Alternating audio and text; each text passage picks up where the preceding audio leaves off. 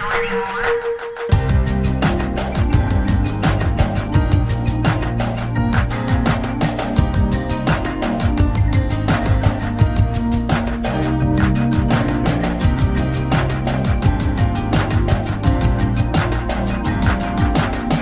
are people who work hard but no longer have a voice.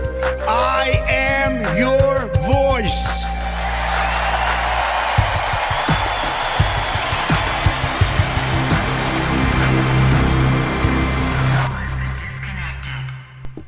Hello, everybody, and welcome back to a rare Saturday night live stream. Make sure you guys like the stream down below. Let's get to 100 before we turn on the face cam. We got a lot to cover tonight. We're, kind of going to have more of like an open dialogue type of ordeal later on because we are taking calls. If you want to call in, you could do so by joining the Discord server, which you can access by signing up for redeaglepatriots.com. So you could do that and you could call into the show. But this time when we're taking call-ins, it's going to be more of a town hall style format where we're going to be, instead of me asking the question to you guys, I thought, why not switch it up? If you guys have a 2024 election related question for me, feel free to ask it to me and I will give you the answer. It's going to be town hall. Trump did a town hall. We'll do a town hall. So we're going to put the face cam on right now. And there we go. And merch. We have merchandise. Finally, merch is back, everybody. Merchandise is returned.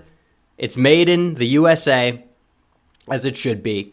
And if you guys want to support the channel and get a new t-shirt, we have new designs. We got the Trump mugshot design. We got the Make America Gain Again design with the muscular Trump. We have the iconic image. We have some of our own little spin on it here.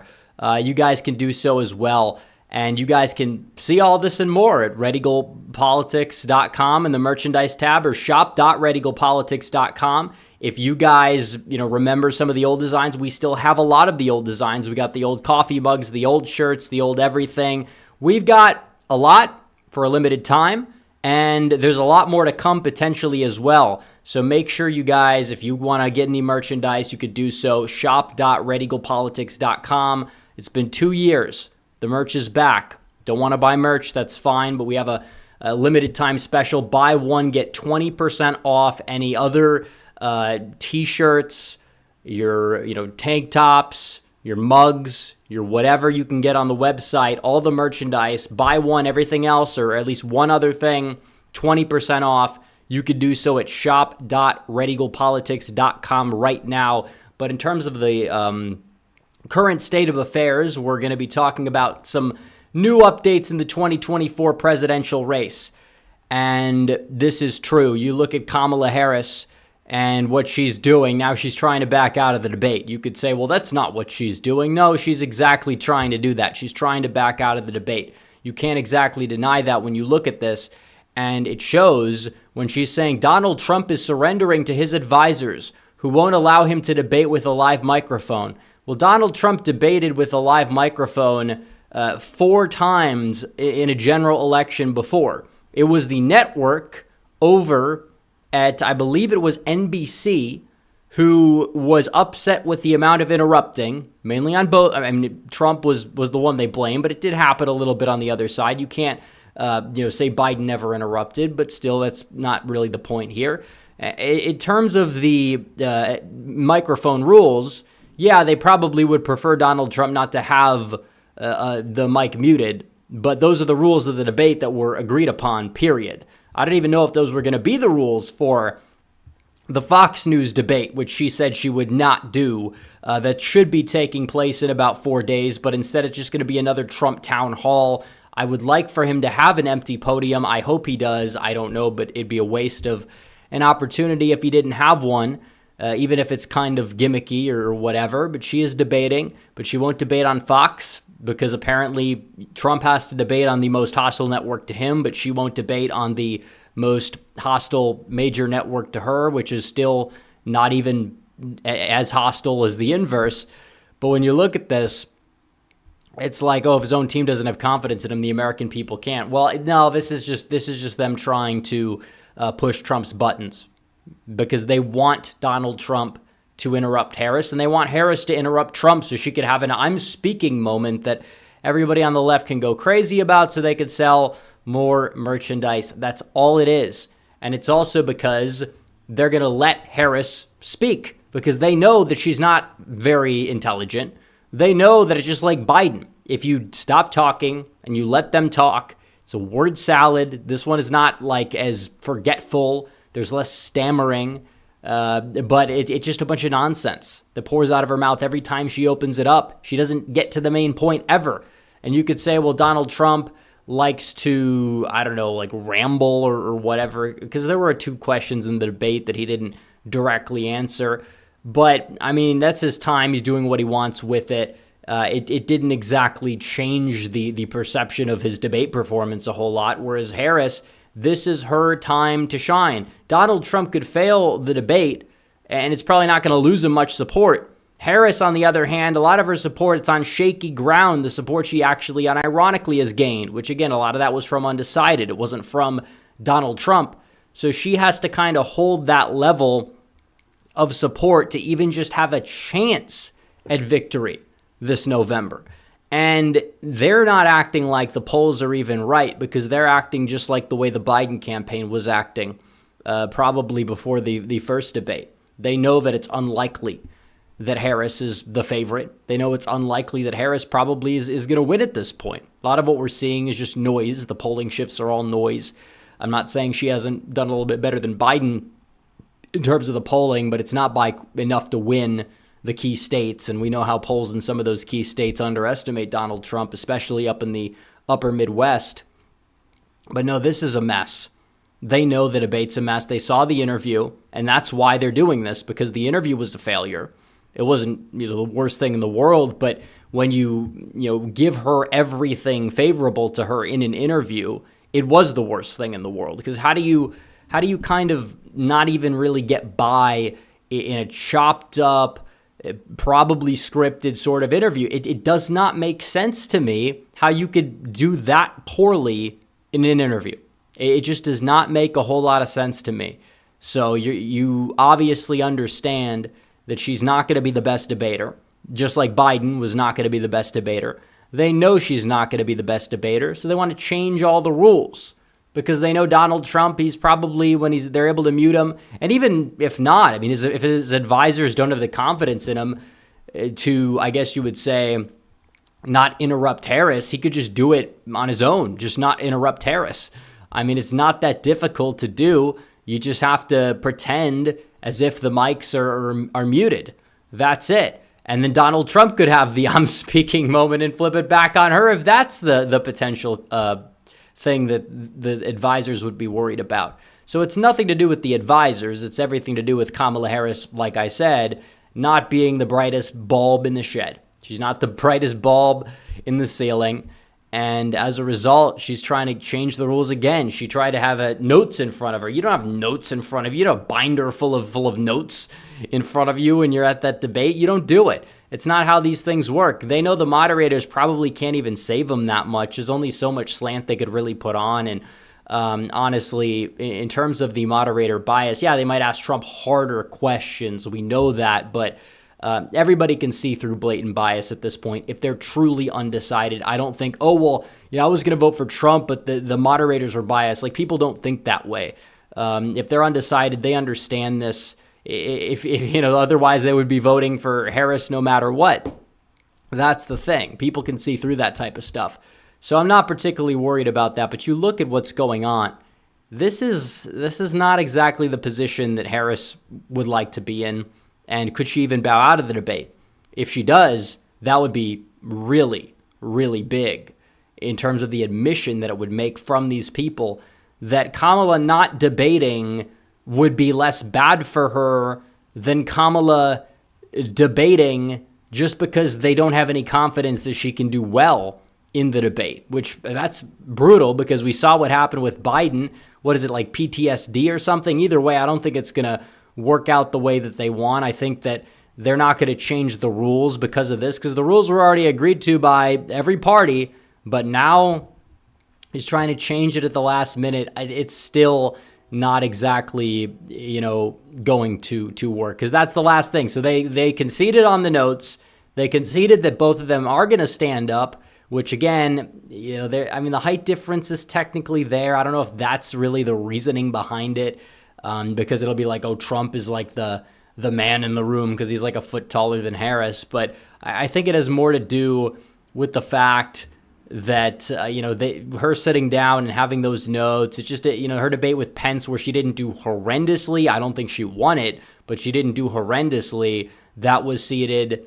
I don't believe they had notes, but they'd rather her have notes than not have notes. And again, that was a VP debate. You're defending somebody's record or their vision more so than you're defending your own record and your own scandals, skeletons, whatever that you're going to have to answer to. And that's a lot difficult. That's more difficult to do. And Kamala Harris, speaking of desperation, she went on this rant in this long-winded tweet about Donald Trump visiting Arlington National Cemetery to grieve with the families of the Afghanistan withdrawal, the Gold Star families there. And she's going on to say, it's not the place for politics. Well, he was invited by them, so they wanted him there. Apparently, it's not the place for politics. So are political figures not allowed to go there? You went there. Why did you go there? That's the real question. And then she's like, oh, Trump filmed team filmed a video there, and there was an altercation with the staff. It's like a political stunt. Donald Trump wouldn't have even been, if it is a political stunt, Donald Trump would not have to be doing that if you did your job with the Afghanistan withdrawal. That's the thing. She didn't do her job in Afghanistan. She went out there, left all these people to die in their botched withdrawal. Biden said she was leading the charge. She was right next to him in the Situation Room. So Biden, Harris, Biden, whatever, all these people around them, they're responsible. She's second in command. She's going to be second most responsible. And there's a lot of blood on her hands because of their incompetency, because that's what happens when you have an incompetent fool at the top and another incompetent fool right next to the incompetent fool at the top on the ticket. So when you look at this, she just repeats lies. She's like, oh, well, he disparaged Medal of Honor recipients. He never did that. He never disparaged Medal of Honor recipients. He said you'd rather want to receive the Congressional Medal of Freedom or the Presidential Medal of Freedom or something like that because they happen to be alive and not dead. It's kind of a little, you might say tone deaf, but you could understand what he's saying. He's not disparaging those people. And he never called anyone suckers or losers. It's a made-up story by John Kelly, who's a leaker, a liar, a loser, and everybody else. John Bolton, of all people, who did not support Trump in 2020, came forward and said it never happened. It did not happen. Donald Trump visited the cemetery the year before. You had horrendous weather. That's why Donald Trump didn't do it. Why is he going to tell a bunch of military guys that he's in front of, knowing the consequences, that the people that were there were suckers or losers? Like, that's not how normal people operate. And Donald Trump, unironically, does operate as a normal human being. That's why they hate him. So, no, Donald Trump did not say that. There's no evidence he said that. You have one person, it's one person's word who likely created the story versus dozens upon dozens of people. And when you look into the logistics of the story, it just does not make sense. It does not add up. It does not add up. And apparently she's just lying. And she's like, well, it's my belief someone who can't meet this sacred duty should never be again stand behind the seal of the president. Well, you didn't do your proper duties as commander-in-chief or with the commander-in-chief, the vice commander-in-chief. You did not do your duties in Afghanistan during the botched withdrawal. You have no right to complain about anything Donald Trump does because you caused the graves to happen that were on the site that he was visiting. You have zero room to talk about anything that he does. Not to mention that it's lies, not to mention that, he took pictures with people. They wanted the pictures taken. And Donald Trump is about to commit the biggest ratio, as in a single tweet that he's ratioing like 10 times, because there's so many of these families these mothers, these fathers, these grieving individuals that gave their own testimonies about the situation, just lighting into Kamala Harris like there's no tomorrow. He won the battle of the day. He went out there. Oh, this is brutal. And I'm not going to play the videos, but all these people discredited every single thing that Kamala Harris said. And she is button mashing. She's throwing these Hail Mary attempts. It reminds me of Joe Biden. And in terms of the election, the raw data, because we like to cover both. We cover the current events, the news, what's going on, politically speaking. We also cover the data. What is behind who's going to win this election, because that's arguably the most important thing. Everything else is just noise, even though noise can affect the results. But why are they so desperate? Well, we have bad news for them. Out of the state of Georgia, mail-in ballot requests are 90% down from 2020. 90% down. Now, it is true that less people are going to vote by mail because, as we know, COVID is pretty much over. It is over. Any lockdowns are over. Restrictions are over. It would make sense less people vote by mail. But you talk about the mail-in ballot request dipping that much in the same time frame, the same day in history. I mean, that is not good for Democrats, because there's no guarantee that those 700,000 other people are going to turn out just as easily if they're not requesting a ballot. And that is 100% true. And while it's very likely that Harris is going to do better with the 80,000 than she did with the 800,000 in terms of the requests, the fact that there's so many requests that we saw in 2020 that we're not seeing in 2024, her margin in Georgia, based off of that alone, is significantly down. Significantly.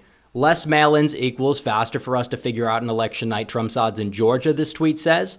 And also, the fall-off in the vote by mail will benefit Trump. And also, it's going to be faster on election night. And people talk about shenanigans and these absentees and whatever. If there's less requests, there's less absentees, which means there's less shenanigans, period. They can't do it as easily because it would show up in the data. It would be baked into the cake. And maybe you're going to see a spike eventually. But as things stand today, mail-in requests are not where they were in the state of Georgia. The Abrams machine has been significantly weakened since the 2020 election, even since the 2022 midterms in Georgia. That is not good news for the Democrats. That is not good news for Kamala Harris. We kind of see a similar thing happening in a state like Pennsylvania. But mail-in ballots in Pennsylvania, they don't have in-person early in the same way that other states do. So their requests probably won't be that far down. But this is good news. And I tell people to vote early in person if they can, and also make sure they can, if they're hanging out with somebody that is, they don't know if they're going to vote, but they would vote Trump, bring them to a polling place. There's so many things people can do. I think the fact that there is an election month could benefit us, and we got to use it to our advantage and get people to the poll. We have more time to get people actually voting this way, especially in states with in-person early voting. But when you see something like this, where you have that big of a drop-off in support for the mail-in votes, which is just de facto drop-off in support for Kamala Harris. Yeah, some of it's because of COVID. I'm not going to lie about that. But a lot of that is just, it's narrowing the margin for possible, stuff going on. If more people are going to be voting in person, you know when people are voting, you know where people are voting. Georgia is essentially, part of it might be actual defortification. Part of it might be. And that's a good thing for Donald Trump. It helps him out in Georgia. It helps him out pretty much anywhere.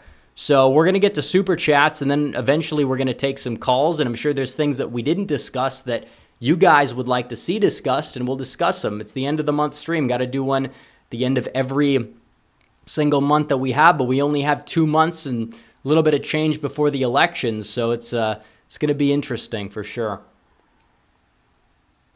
Let's see what people are saying. We'll leave the merch on the screen for people that want to get merch. They could do so. Shop.redeaglepolitics.com. You get something out of the whole ordeal. If you want to help supporting the channel that way, you can also support the polling fund in the description as well. Johnny Hart Dog says Tim Walz's brother is actually endorsing Trump. It's not surprising. It's not surprising at all. Johnny Hart Dog also says, so there are rumors that Trump will be sentenced to prison on September 18th. If they do that, the election is over. Well, over for who is the question? Because if they actually do that, which is very difficult because the appeals process, a lot of moving parts to the sentencing game, there's a very slim chance that Donald Trump is going to be sentenced to jail and be in jail before the election. I heard that report. I don't know if I buy the rumor in full, but I think that there's a good chance it does backfire if they decide to do something like that. Every other time they've, pushed the envelope on the legal stuff, whether it was the conviction or just the initial indictments, Donald Trump's numbers went up both in the primary and the general election. And the same thing likely could happen again, which is why I think that they're probably not going to do such a thing, because the more they turn up the temperature, the more that it backfires. It's not like, anything is changing in that department. And if it was, why would they have to get rid of Biden if they could just beat him by putting him in jail behind bars, if that was the plan all along? It doesn't really work that way. Also, Johnny Hart Dog for 20 says, I don't know if the Trump sentencing rumor is true, but there are also rumors Jack Smith reworded a previous indictment's going to indict him again. What's infuriating is Kamala not getting away with any appearances. Well, I think that the rumor is not a rumor. I think he is he's rewriting the indictment and pushing it forward again, which is that a violation of double jeopardy? Is he finding a way around that? I'm not entirely sure. But they're gutting the original indictment significantly, and all that's going to do is just buy more time. That's all it does. Johnny Hart Dog also says, how long will her hiding strategy work? People are stupid, and I fear they're buying it. I hope I'm wrong. Well, everybody gets to see her at the debate, and Donald Trump is going to face off against her, and he knows all her policies. He knows where she stands on everything, and that's the thing.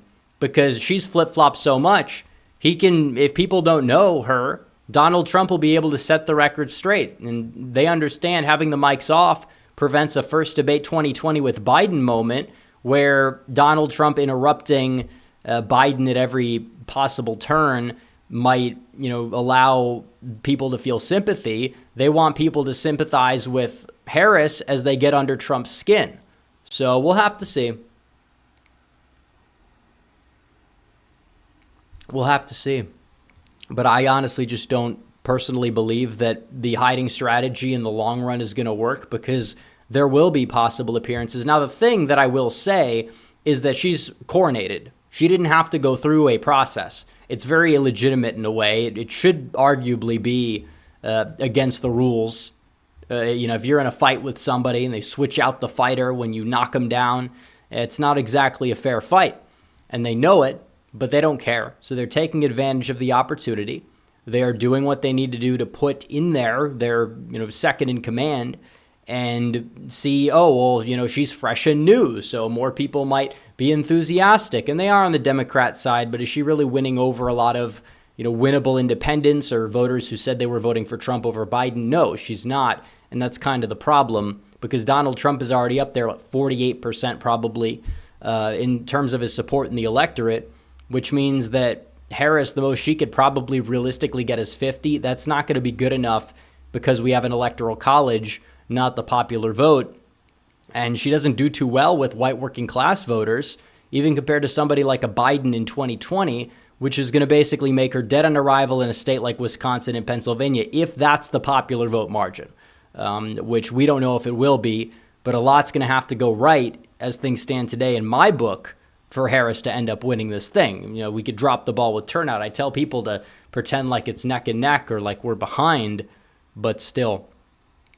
Apex Caliber says, does Sims even have Will Chamberlain against them? Well, of course they do. I mean, the Will guy is he's somewhat intelligent. In the primary, he's going to be against Trump because he seems more like establishment vibes or whatever. But no, it's true. I mean, these people, what do they exactly want? Donald Trump goes out there and says, I don't know. I don't know how I feel about this Florida current law with the abortion thing. And then he says, but, this referendum is too radical. I'm not going to vote for Amendment 4. He's going to vote against Amendment 4, even though he thinks the current law is too restrictive, which is probably like the biggest fence-sitter electorally viable thing you could even say as a Republican. And then look at what's going on. Everybody, all these accounts that were created mainly as psyops to fracture the MAGA movement, to fracture the Republican base after the midterms. These are the same people, these anonymous accounts that use AI-generated pictures or, these other images, you name it. These are the same people that are saying, I can't vote for Trump after this. And all they do is criticize Trump. It's the weirdest thing in the world. These are not real people. There's no way that the actual Republican voter is going to feel this way about anything. They're just terminally online individuals that are trying to, destroy this movement. And they pick fights, and they're insufferable, and they're annoying, and that's what they do. And it's no surprise. And then you have the Pro-Life Incorporated, which would profit more off of Roe being reinstated. And it's no secret that they said nothing about this amendment by and large until Donald Trump kind of, said that he kind of waffled on, maybe 6 weeks is not enough time, which, technically is to a large degree a pro-choice or whatever position up to a certain point. And a lot of people might not like that. It's clear, but the fact is that people need to understand pragmatism in this election. You can't embrace a national abortion ban and expect to win. You just can't do it. Even if it's like a Lindsey Graham 15-week ban at the national level, that doesn't poll too well. It should poll well. It should. Even in Europe, they don't even, in many cases, give 15 weeks. A lot of places it's 10 to 12 weeks. And then the second trimester, there's like more exceptions or whatever, but there's no such thing as late-term legal elective abortion in Europe. It is available in many states in the U.S., and when Donald Trump says they'll take the baby when it's born and then they can, in 6 states, execute the baby, to be fair, there are states where if there is a botched abortion past the point of viability, which essentially would be giving birth, they can execute the baby, which that is a problem. They say it never happens. No, it does happen. Maybe not often. Maybe it's a rare occurrence, but the sheer volume of abortions you have every year, there's probably dozens of them that do occur, and that's not right. And they should not be legal under any circumstances, and Democrats are okay with that, which is the craziest thing I could possibly think of. They were against late-term abortion back in the day. Joe Biden in 2007 was against late-term abortion. Now there's not a single Democrat senator that co-signed onto a bill that would have banned it federally, back during Trump's presidency, that probably had a chance at passing. So it is what it is. Apex Caliber says RFK's he's being removed from the ballot in Virginia. Trump will win it. I don't think that RFK Jr. is going to get many votes in states where he's on the ballot. And if he gets votes there, they probably wouldn't vote for Trump because RFK Jr. told people in swing states already to vote for Donald Trump. So I don't know what that would really do. Maybe it helps Trump like 0.2% in Virginia, but the state's not going to be that close. I'm not worried about winning Virginia. I don't think that Trump's going to win it. I know what some polling has said. I just don't think it's a state worth putting very many resources into as things stand right now. Maryland Degati 83 says, do you think Trump will win Pennsylvania despite Commonwealth Court ruling on missing dates on ballots? Yeah, because basically the current law just stays where it's at. I think Trump's going to win Pennsylvania with the current law, or without it, it might be a little easier. But still, I'm not worried about Donald Trump in Pennsylvania in terms of that. I am worried about, are we able to get the turnout necessary? So people need to get out and vote and register 5 people. If everybody registers 5 people in a swing state, that's huge. That's crucial. Some people could do 10, some people could do 15, but we need to have a mindset in this movement where we are trying to find as many ballots as possible. That's what the left has done, And we don't do that for some reason. We always say, oh, no, it's going to happen. Trust the plan, whatever. No, we got to do the work. We can't be outfoxed by these lunatics in terms of the ballot operation. At least we'll know that our ballots are all legitimate and we'll beat them regardless of whatever they do. But Tactical Texan says even if Kamala wins, she'll have a hard time getting things done without the House or Senate. Well, that's why people need to vote Republican down ballot. But I mean, I don't like that argument because it'll just say, oh, well, it's not a big deal. No, it's a very big deal. I mean, Biden didn't get many things done via the legislature. He didn't get much done there. He didn't get much done in Congress, but he still destroyed the country. And that's a huge problem that we see. And he's done so over the past couple of years with a Republican Congress. And the Senate was pretty much deadlocked, and Manchin held back some of his agenda as well. So it doesn't matter if, we'll vote Republican down ballot, some people will say, and leave the presidency blank because Trump said something mean. No, that's you have no right to complain over anything that happens in the next 4 years if you wouldn't vote to stop it. You have no right to claim about, oh, Trump can't win. If he loses by one vote, it's like, no. It's like, why would you not vote for somebody because you think they can't win or something? These people have no convictions other than oppose Trump at all costs, but they're not real people. They're not real. Tesla 54 for 5. Thank you. Jimmy Payne for 20. This is a little frustrated with the election integrity war mail ballot security measure overturned in Pennsylvania, Michigan with 2,300 Dem poll watchers, only 50 Republican, Wisconsin with drop box issues. Hopefully we can overcome. But look, how much money has the RNC pushed into this? There's so many lawsuits that we've been winning left and right that are not mentioned in that we don't hear much about. They are hiring poll watchers. There's going to be more than 50 poll watchers in the entire state of Michigan. It's not even close. Democrats might have more of them. Doesn't mean that we won't have enough of them. But in terms of Wisconsin, we didn't have drop boxes in 2023 when we got our asses handed to us in the Supreme Court race. Wisconsin was neck and neck with them in 2020. So either way, as long as absentee balloting is far less than 2020, there's less margin for shenanigans. And how much have we invested into election security since then? A lot. A lot has changed for the better. That's why I tell people, if people know that disaffected person who's like, I don't want to vote because they think it's like rigged or whatever. No, you drag them kicking and screaming to the polling place and you make sure they vote because they're being stupid.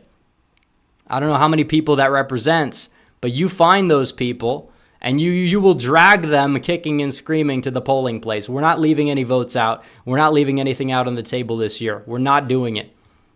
We're not, because we can beat it. And if we lose, that's on us. You could blame, oh, well, it's a shenanigan. No, it's on you because you didn't find 2 people. Everybody finds 2 people. They can find 2 people that didn't vote, and they need to get them out to vote. They need to register them to vote and get them out to vote. There's no margin for shenanigans. If we do our part, there's no margin for it. So, no, it would be on us, technically. So make sure people get out to vote. EHEF for 10 says Harris voted against Trump's child tax credits in 2017. It would be a real shame if that got Elon's attention and was posted every time she talked about it. Yeah, I think that he's posted a lot of stuff like that already. So Trevor Hinn says if the mainstream media was even half honest about their coverage of Trump and Kamala Harris, Trump would easily get 350 electoral votes. Well, that's not how the media operates. We understand if the media was more fair, more bipartisan, or even just an even playing field to a little bit of a degree, that Donald Trump would be far better off. But that's not how it operates. Besides a few weeks back in July when they wanted to push Biden aside, you kind of saw that happen and how they covered it and how they covered Biden for the first time in a negative light and finally held his administration accountable. Even if it wasn't for the right reasons, it was like you were living in an alternative reality. It was insane.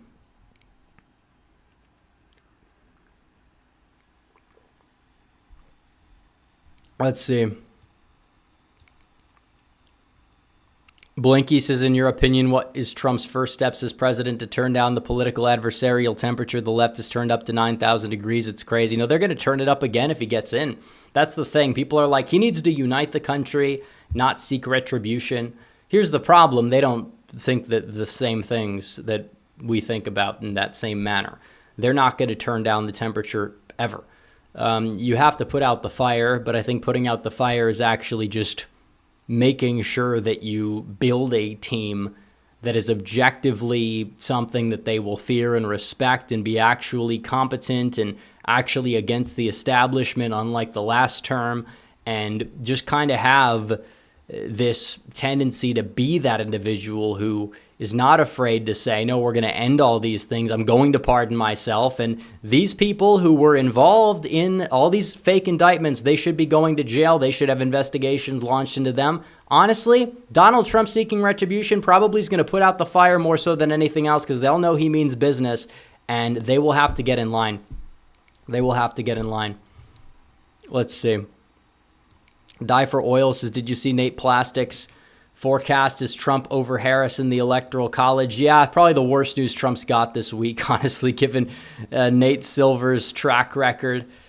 Ulysses Grant says Harris went from -17 unfavorable on 538 to -1 unfavorable. It's ridiculous. Well, I don't know what part of that is authentic, what part of that is response bias. One thing I will say is that Kamala Harris and Trump have the closest gap of favorables than Donald Trump had against Biden in 2020 and Trump had against Hillary in 2016, because that gap was like 10 points with Hillary. It was the same, a little bit more with Biden. Now with Harris, it's like 6-7 points. And I think a lot of that is her honeymoon period. Some of it might be polls that have more response bias. I feel like that's arguably the best argument in favor of it. I mean, it's August. There's not a single cycle you can look at besides maybe 2008 where the result was bluer than the polls in August. You go back every cycle, 2000, 2002, 2004, 2006, 2010, 2012, 2014, 2016, 2018, 2020, 2022. It is universally the case. If people want to say that's cope, I say knowing and understanding history is not a cope. Ignoring it is a cope. The polls are a cope if you're taking them at face value in August. Every election cycle, Democrats see a gain that is to the left of the end result, with the sole exception of 2008, where you had the Great Recession, among many other things, throw a wrench in the election. So if this is her peak, she's screwed. She's screwed beyond belief if this is her peak. But we got to bring it home. It's not over. Ash K2 says, if you vote Trump, liberals say you support fascism or are choosing party over country. I believe this is one reason why many right-leaning independents are guilt-tripped into voting for Harris. Well, they're not right-leaning if they're voting for Harris. In many cases, right-leaning independents are some of the most pro-Trump voting bloc in the entire country. I mean, that's the way it goes. They're not getting guilt. If you voted for Trump twice when they're trying this bullshit, and then you vote for Harris because apparently now you believe it when you didn't believe it, then nobody buys it. The people that are like in the center, like the true independents, some of them might fall for it, but they're the people that voted for Biden. Who is Harris winning that didn't vote for Biden in 2020? Who is she winning over? I can't think of any. Maybe Adam Kinzinger. He doesn't count as a real person. He's a clown. He's the only one. He's the only one. Timothy Finch says, were you there? Where were you when Harris went full John Kerry? She's always doing it. Everyone's everywhere when she's doing it. Anastasios 0513 says, Orthodox Christians for Trump. Love your channel. We'll appreciate it. Darth Chipmunk says, Michigander here. Mike Rogers is doing zero campaigning. He's kind of throwing. Well, sharing a ballot with Trump is arguably good enough, and getting on the airwaves with advertisements is good enough if you're running in Michigan. But yeah, I don't know if Rogers is really favored right now. Slotkin is overrated. It's going to be a close race regardless. I think that if Trump wins Michigan, Rogers could very well win too.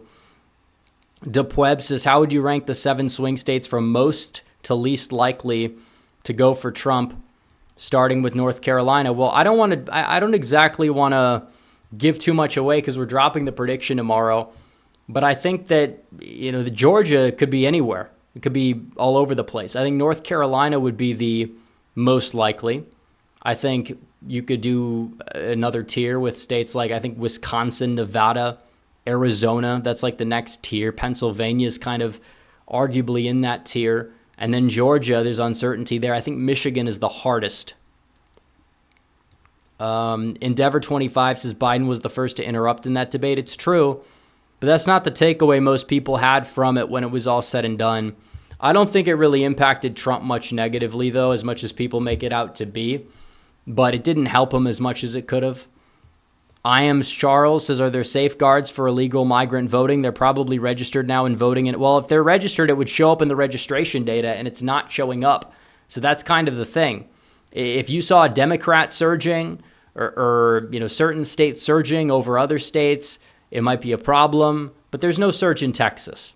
That report people touted was fake. There were like 1 million voters registered last week in Texas.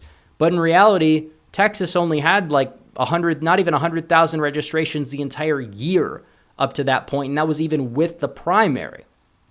So, let's see. But there are safeguards, mainly because they know if they get caught, they get deported. That's not to say it doesn't happen. We should pass the SAVE Act. It's a broken windows sort of thing. If you have an election that could be decided by 20 votes, those 20 votes need to be, you need to make sure they're real from people that are American citizens. Doug says, fun fact, Herbert Hoover and Kamala Harris died and were born on the same day at October 20th, 1964. It's interesting, I guess. Truth Detective says, how many percentage points difference will RFK make, in your opinion? Honestly, I don't know. It depends on the state. But I think that him endorsing Trump might even help Trump just like 0.3%. But how many states were decided by 0.3% in 2020?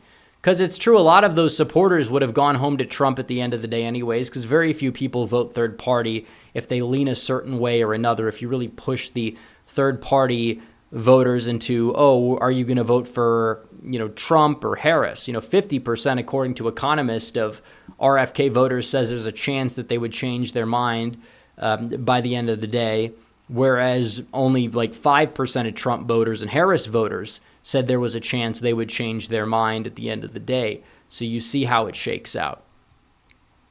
So I don't know what difference he's going to make, but it definitely is momentum for Trump. It helps him. All the third parties take away in states he's off the ballot from Harris. He's off in Pennsylvania, Virginia, Georgia, I think Florida, Texas. He's off the ballot. Nevada, he's going to be off the ballot. He stays on in Arizona. Yeah, I think he is staying on in Arizona, but I think Trump's going to hit 50% there anyways. The orange pill nurse for 10 says Biden didn't get much done. What about the infrastructure bill that all Republicans voted against but are now celebrating the money coming into their districts, lying that they brought the money? Well, nobody's seeing that money now.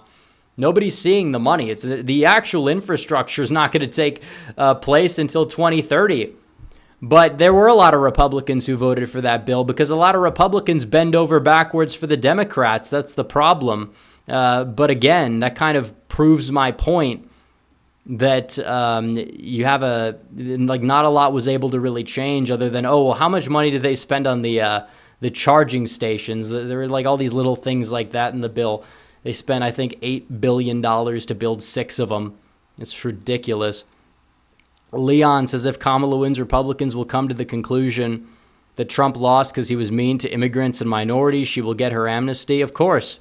That's the problem. These people are stupid. That's why we have to win. They have the worst takeaways from every election possible. They said, we need to get women and Hispanics after Romney lost. And then you know what happened?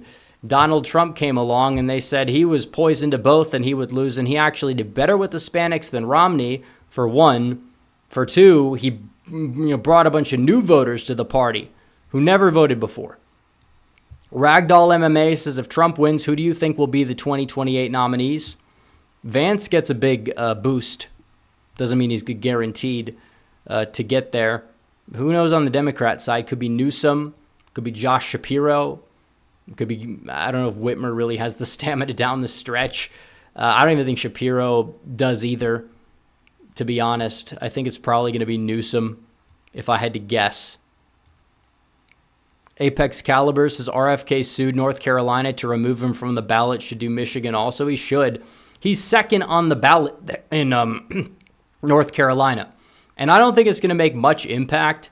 But like ballot placement, you should have the two parties at the top. I don't care if the Democrats have to go first, but you need the two parties at the top of the ballot. You don't put them in alphabetical order after a certain letter that you select randomly in a drawing. It's just weird. It doesn't make sense.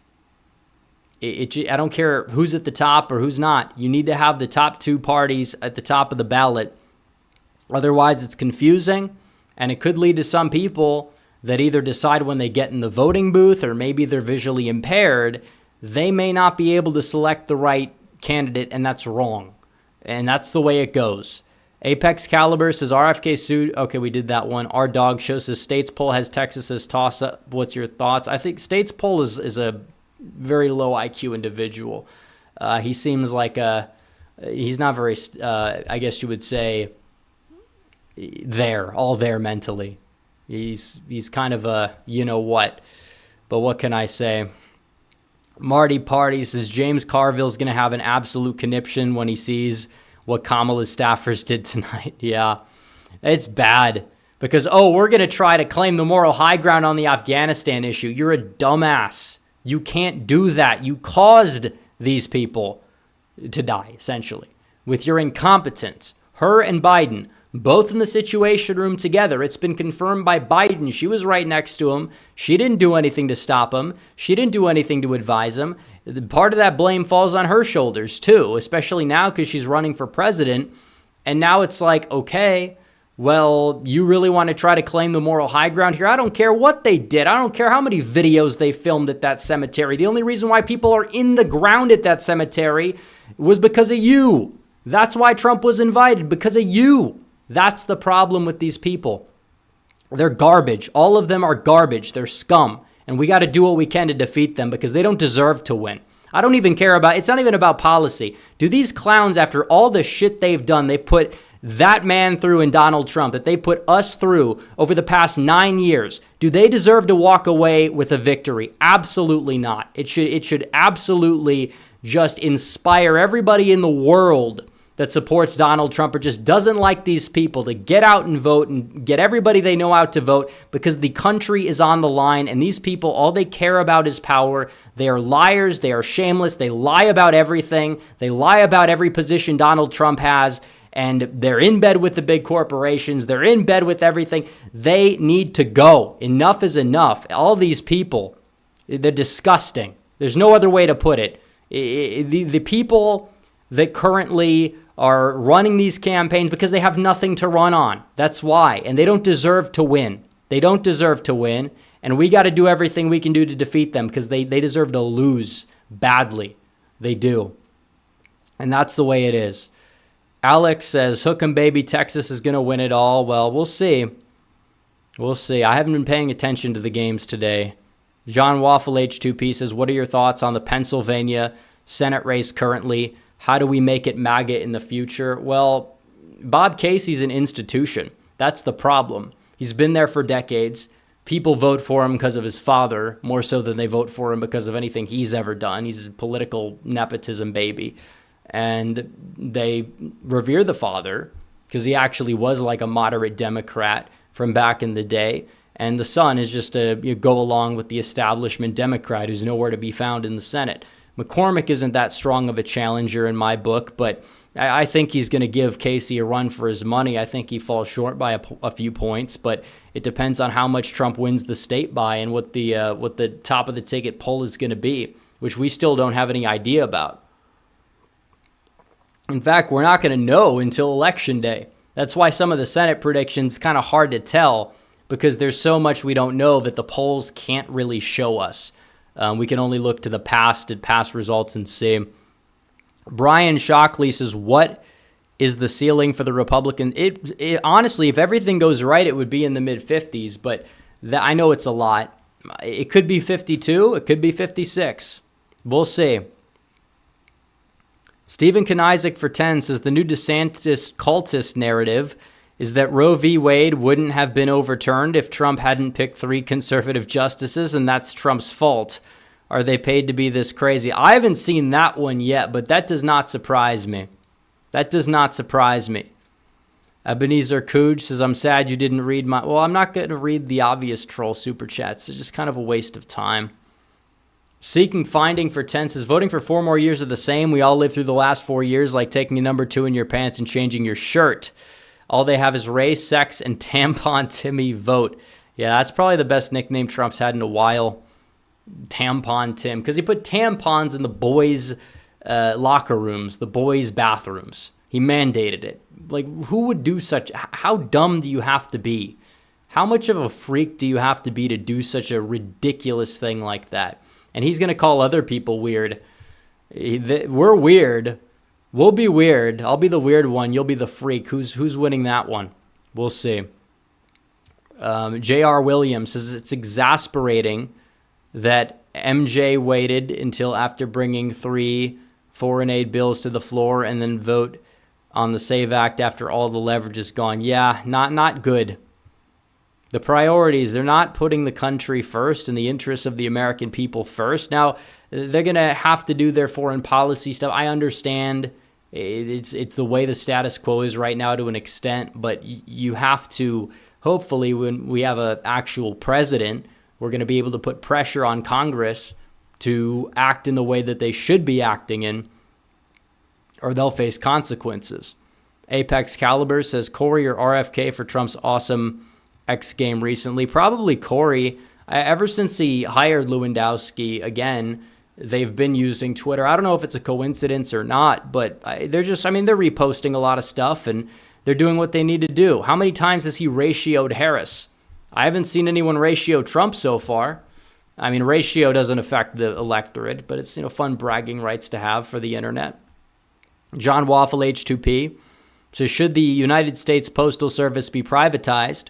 Personally, we need to get rid of the postmaster union and cut wages to top management. They're lazy and useless. Well, I mean, I don't know.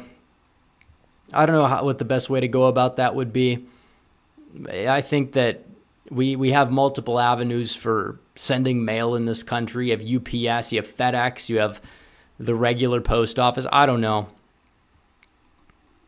Chase Innes says, how much do you think Tim Walz had an impact on Minnesota flipping?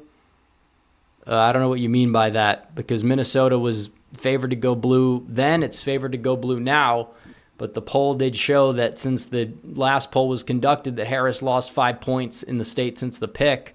But I just feel like that previous poll was just prone to a lot of the hype response bias because it was, a week after you saw Kamala Harris replace Biden. DePueb says, can we get more based rep rants? Well, it depends on the situation. Look, these people, the more you think about it, there is this little level of, this fighting spirit that you get in order to actually deal with the realities of the way the political climate is moving. And the fact that all these people can do is just switch out their candidate on a whim, have the media cover for them, and all the brainless morons of the country are going to eat it up. That should make people angry. It should make people angry. They can get away with anything. And look what they're doing to the one person that's kind of, halfway kind of, I'd say, really trying, but in terms of actions as president, trying to oppose the agenda. You see what goes on. I mean, these people, that's why this election victory is so important. 2016 was fun. It was unexpected for a lot of people. Seeing it unfold was absolutely surreal. This is a little bit more expected that Donald Trump is going to win. Of course, for some people, they think Harris is a lock. I mean, I don't know what goes through these people's heads. Even comments I get from conservatives, they think Harris is a lock. It doesn't add up. And the things that they cite are like polls. That's what they're citing. They're citing polls that they see, or Lichtman. Oh, that's another disaster. But no, people need to get out and vote against these people. It should inspire people to get out and vote because what's going on is insane. Let's see. Apex Caliber says more likely Trump surprise flip Virginia, New Mexico, New Hampshire, Maine, Minnesota. Maine at large. I'm going with Maine at large. They're being hit. It's not talked about a lot, but they're being hit by the migrant crisis. Very white working class state. Very independent-minded, swingy state. I could see Trump win Maine at large.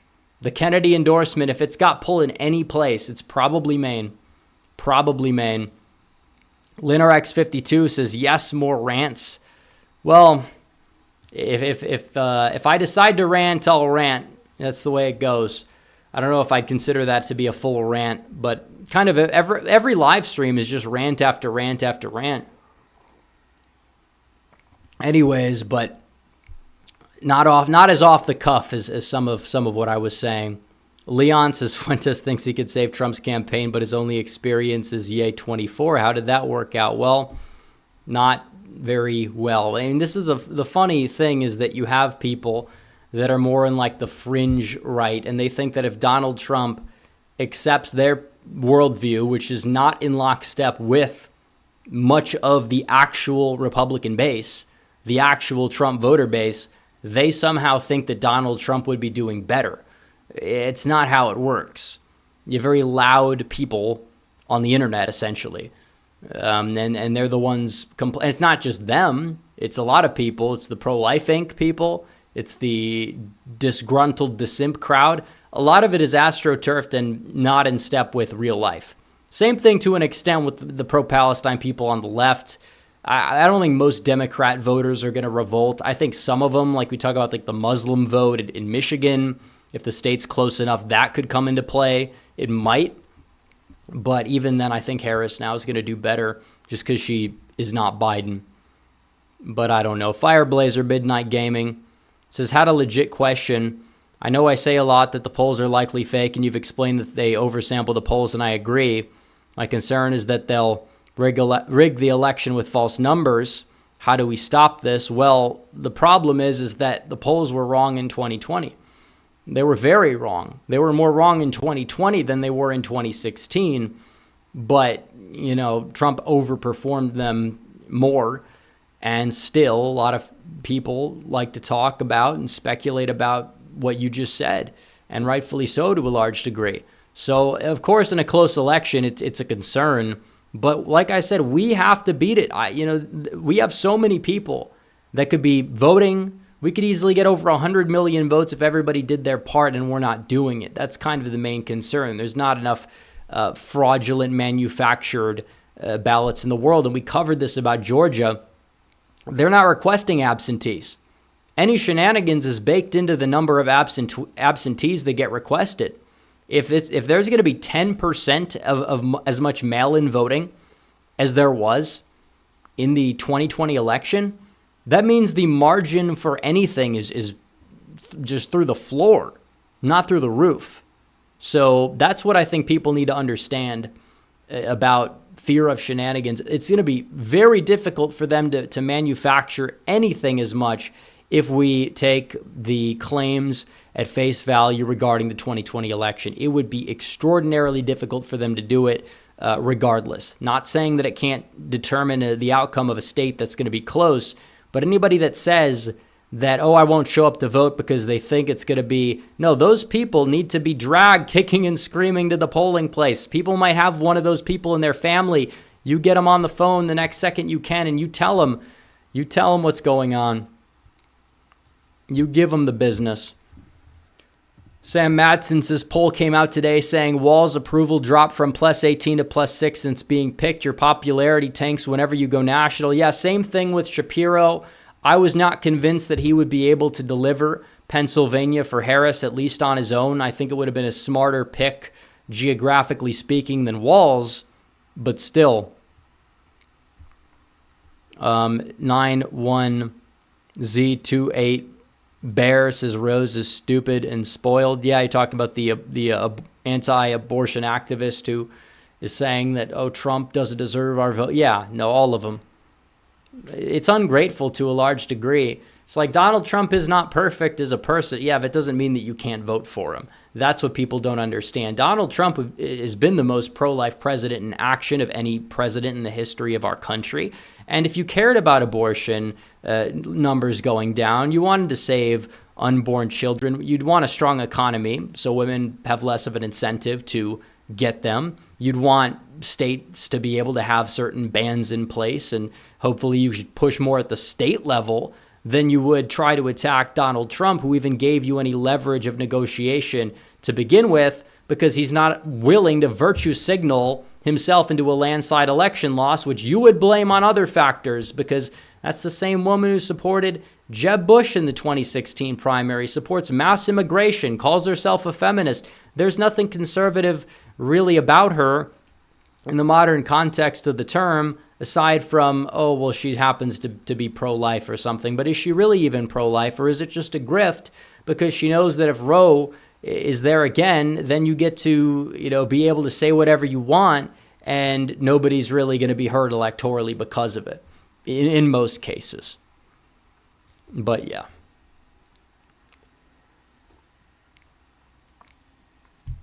But you're not going to be able to get to abolition. It's like you want to abolish slavery.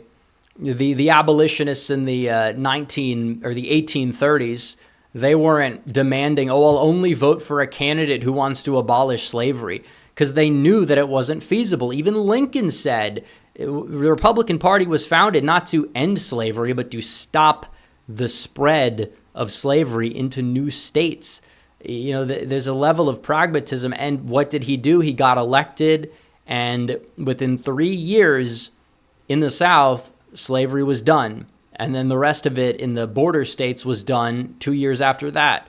So people need to make sure that they, understand the long game, understand how history works, and actually be smart about their actual end goals, instead of just wanting somebody who's going to virtue signal and lose. And then the other side, which we know where they stand on the issue, they're going to take over. States where you have executions of botched abortions of babies after 22 weeks, which is viability. That is not something that is acceptable. It's not under any circumstance, but they're fine with it. They won't ban it. They're like, oh, well, late-term abortions never happen. They say, well, then ban them with the life of the mother exception. They won't do it. They will never do it. It should be done. It should be bipartisan. It should be 99%, 100% approval. Unless you're like a deranged murderer or like an MS-13 gang member, it should have 100% approval to end it. It should be done like that, but it won't. Why? Because we know where these people stand. We know where they stand. We'll see. Ash K2 says, if Harris wins and Republicans take the Senate, should we work across the aisle? Otherwise, we are demonized as obstructing progress or partisan hacks. When do they work across the aisle with us? It's still loser mentality to have that, oh, we have to bend over backwards for them, but then they are going to roll over us. No, the agenda is wrong, and we should do everything we can to make sure none of it passes, but we need to make sure that we just stop Harris from getting to the presidency and just vote for Trump instead. That's it. Steve Dow says, I'm in Georgia. Kemp won easily. Walker was horrible. Candidate barely lost. It's fundamentally a red state. Counted for Trump. Well, I mean, it's a midterm election. Midterms are not presidential. I say the same thing to people that say, well, we lost Arizona, we can't win it in a presidential year. It's like, midterms are not presidential years. Usually midterms favor the party out of power, but, midterm, and it did technically favor us anyways, but that's not, there are exceptions to the rule throughout history anyways. Doesn't mean much. But no, I think Georgia's a close state. I think that the mail-in request dropping is really encouraging. There's less room for any problems.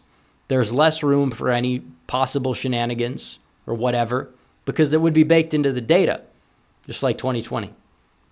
So, but yeah, we got to keep doing what we're doing and get people out to vote, register voters, and do our part.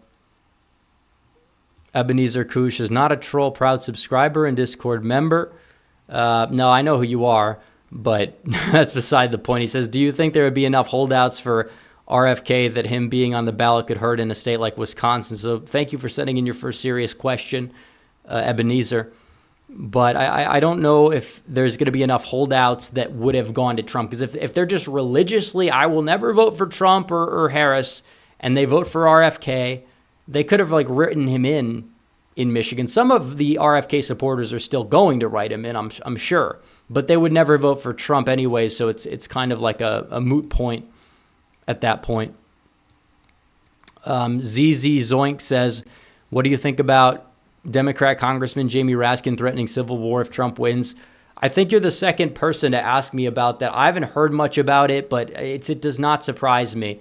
Again, they get to get away with this stuff, and we don't get to get away with anything. If you even say the words civil war, you're done. You're done in politics. Remember what big of a deal they made about, I don't know, somebody shared a meme about a national divorce or something, and they got almost censured for doing it. Let's see. We have a couple more super chats. We're going to get to the town hall. We're going to get to the town hall. We have a lot of people. I will bring them in eventually, but we want to get to these last few super chats before we do it. Lightning round quickly. They'll ask the questions just like a regular town hall. Any question that they have about any sort of thing, we'll see. Let's see. Okay. We have this one. DePueb says, saw the Reagan movie. It was pretty good, and I like Reagan a lot, but he's overrated, to be honest. Same with Lincoln. Yeah, I don't disagree. There are, Reagan is definitely overrated by a lot of these older Republican voters. He did a lot of damage. Nobody likes to talk about it, but he did a lot of damage. Gun control, that was Reagan. Amnesty, that was Reagan. Driving up the debt, that was Reagan. There's a lot of things Reagan did that, most people would not believe if you told them about it. But this blind reverence of Kennedy, Reagan, all these people. I'm not saying that Reagan didn't do good things or that he wasn't a good president or whatever. I'm just saying that we need to move on we're going to revive Reaganism and that's what's going to lead our country to victory. It's not 1984, it's 2024. Reagan was overrated by many metrics. He supported a lot of globalization. He supported a lot of, his foreign policy was in many regards solid. But in terms of the policy that he had domestically, he was responsible for a lot of things that we rail against and the hardcore Reaganites will rail against on a daily basis, and that's kind of the issue. So, yeah, the 80s are not coming back. You're not getting a landslide victory. There's a lot of stuff that he did that was not solid. It's like, oh, well, he got the wall to be torn down. Well, that's good. All right, like I said, foreign policy. It wasn't perfect, by the way, but it's not bad. Let's see. Old School says 2022 didn't favor the GOP since Trump wasn't on the ballot. MAGA voters tend to only show up to vote if Trump is on the ballot. Yeah, I know. And that's the thing. It was education. Education was the mystery. Because the electorate in Arizona and Nevada in particular, it was 6% more college educated in 2022 than it was in 2020. If those voters turned out, the midterms would have gone a lot better. You would have Senator Laxalt. You would have Governor Lake in Arizona. Even Blake Masters would have gotten much closer. But that didn't happen. That never happened.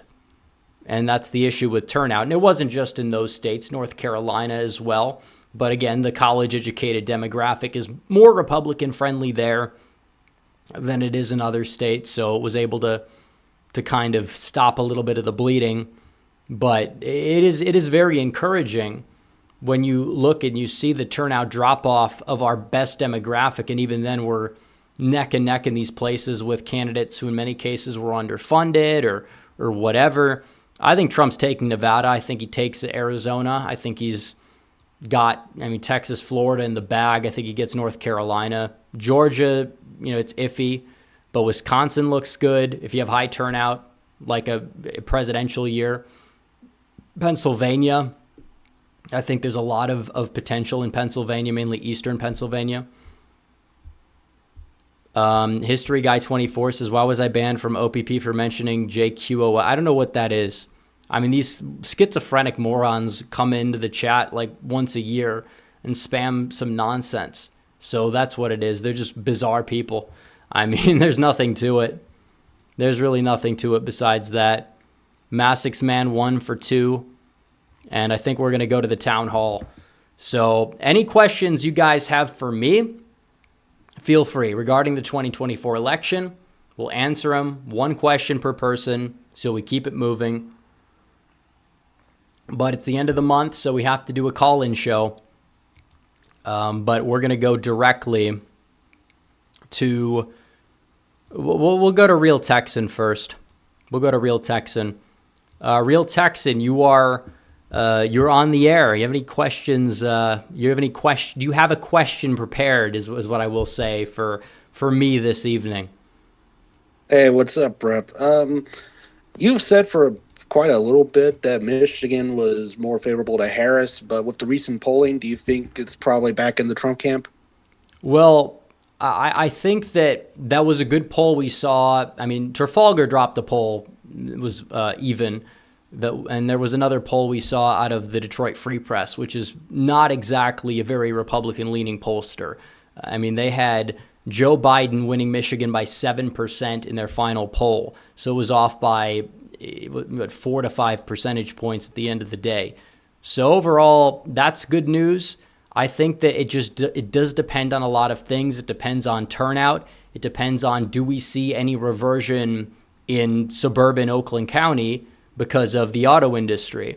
Do we see, more of a reversion in a place like Macomb County where Joe Biden ended up doing better than Donald Trump with like a lot of Polish voters? Like, there's a lot of moving parts to this that a lot of people don't consider, and there's a lot of nuance.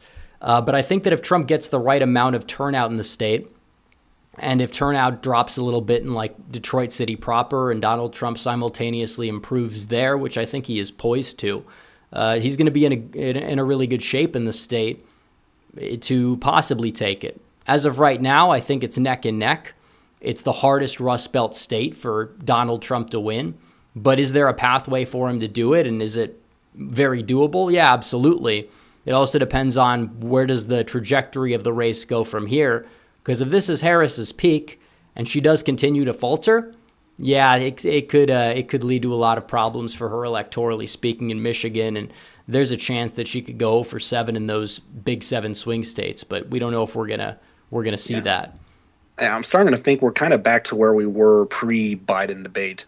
And also something else I want to bring up. I know a lot of people talk about Nevada with the culinary, but I think the Uber drivers as well could be an underrated industry there that might be leaning towards Trump with the no tax on tips proposal. Yeah, every single Uber that I've ever been in that politics is ever mentioned, it's all Trump, Trump, Trump. And I don't know if that would be the case 5 years ago or 8 years ago back in 2016, but there is that, working class demographic that, I mean, it's mainly in many cases Hispanic and male, and it's moving to the right. And the fact that Donald Trump, he came out with the policy first, and Harris said hospitality workers. That was her takeaway. Trump just said it in general, no taxes on tips. That applies to DoorDash drivers. It applies to Uber drivers.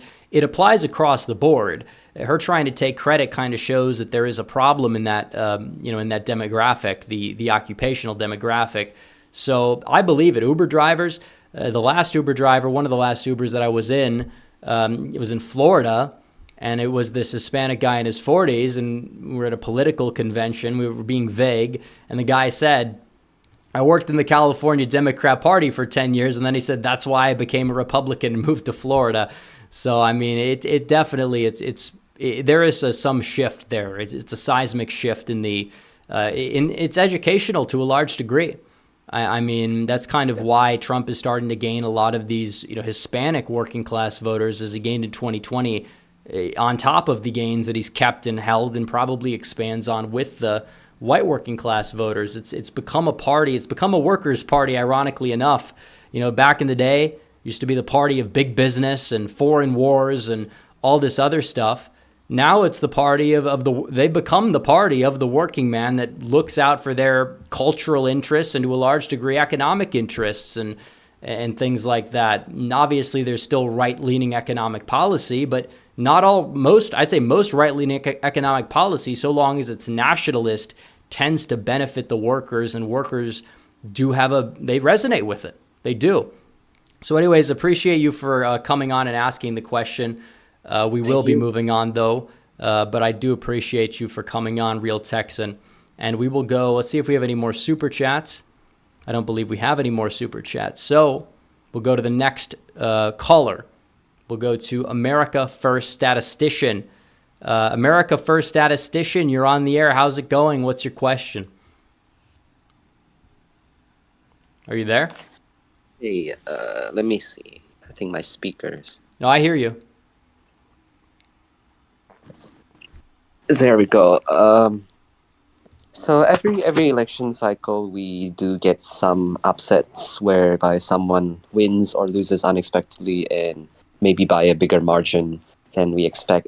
Which one or which race in particular you think would be the upset this cycle?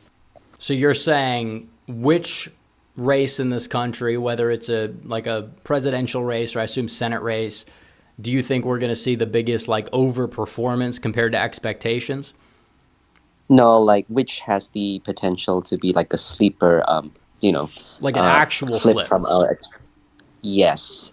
Okay. It honestly depends, because the way things stand right now, a lot of people are saying we're not going to be able to win the Ohio Senate race, but people are really underestimating the down ballot, pull or push that Donald Trump has when he's on the ballot, especially in these states with heavy white working class populations. It could be Ohio Senate race, I think would be the easy answer.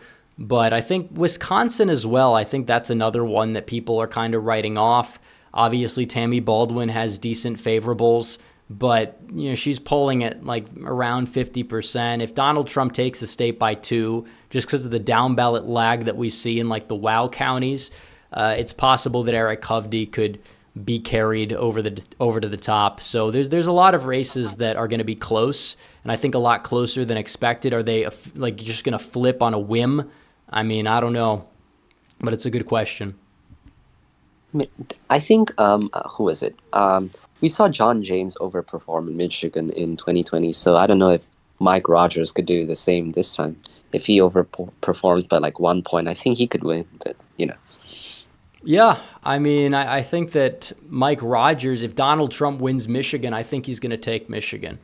I think that a lot of these races, especially because that's an open seat. It's not like Slotkin's a world beater or that she's an incumbent, or even that if Stabenow was running for re-election, which I think she'd be slightly vulnerable because she's not as popular as she once was. But it's 100% true that in Michigan, or a lot of these states, if Trump is at the top of the ticket and he's winning a state, it's difficult to see the down ballot Republicans underperform by a ridiculous amount. I'm not saying they can't underperform. I think they will in Ohio, Montana, but I still think Montana is going to flip. I wouldn't be shocked if Tim Sheehy won by double digits at this point, especially with all the new stuff that's coming out about John Tester, and it's not really making him look good in the eyes of voters with some of this, paying people to come out and support him, and then he's got this whole, he had a Trump poster in his bedroom or something. It was weird. He would I don't know, he would do stuff to the poster. There's a lot of stuff that's going on, and now his approval, or his his internals are so bad. Now he's making ads. Oh, I'm like MAGA. I helped Trump with all these bills. It's no, nobody buys this stuff. Not a single person is going to buy it. And the fact that he has to do that means he's down in his internals, just like how Kamala Harris has to change her position on everything because she's down in her internals and it's not looking good for her. So that's my take on it. Anyways, thanks for coming on and asking the question. I appreciate it. But we are going to move on to the next. Let's see. Do we have any more super chats? We do. Florida Millennial for 5. This is one demographic I'm a little worried about is seniors. Tons of Republican boomers buy into the Jan 6 anti-democracy narrative. Yeah, I mean, a lot of them do, and a lot of them technically voted for Biden in 2020. As for 1/6, that's the only thing I could even remotely think of that would cause somebody to be a Donald Trump 2020 voter and a Kamala Harris 2024 voter. But honestly, if you look at the polls, even when Biden was at his peak, with seniors, he wasn't polling too bad with them, but Harris is not polling as good. So it's possible that Harris, even now compared to, Biden, is going to bleed senior support just based off of that alone. But I don't think it's a very big portion of the Republican electorate that's like, I could never vote for Trump again. You have a lot of loud people on social media. Of course, CNN's going to try to find every single one and put a microphone in front of their face because that's what they have to do to sway public opinion. I mean, Republicans should do it more with Democrats that are leaving for Trump. And I mean, I think Trump is doing that effectively with the RFK, Tulsi type of stuff. So we'll see what happens, but we will get to our next caller. We're going to go to Luke. He is currently muted. How's it going? No, I'm here. Yeah, I can hear you. So, what's your question of the evening? Yeah, I kind of wanted to know, based on what we've been seeing in specifically the Rust Belt states with the Senate polls, Yep. is that most of the time Republicans are down by quite a bit in all the states. However, a lot of times, one Rust Belt Republican will be doing pretty decent. Like, for example, the other day in the Emerson poll, Eric Hovde was only down 1, I believe. But at the same time, Rogers in Michigan and McCormick in Pennsylvania were doing very poorly. And it seems like every time one Rust Belt Republican does good in a poll, the other two are not doing so good. So do you think those races actually have potential to be very close as those one-off polls are showing? Or do you think tend to lean towards the polls where all of them are probably behind by 5 or 6 or whatever?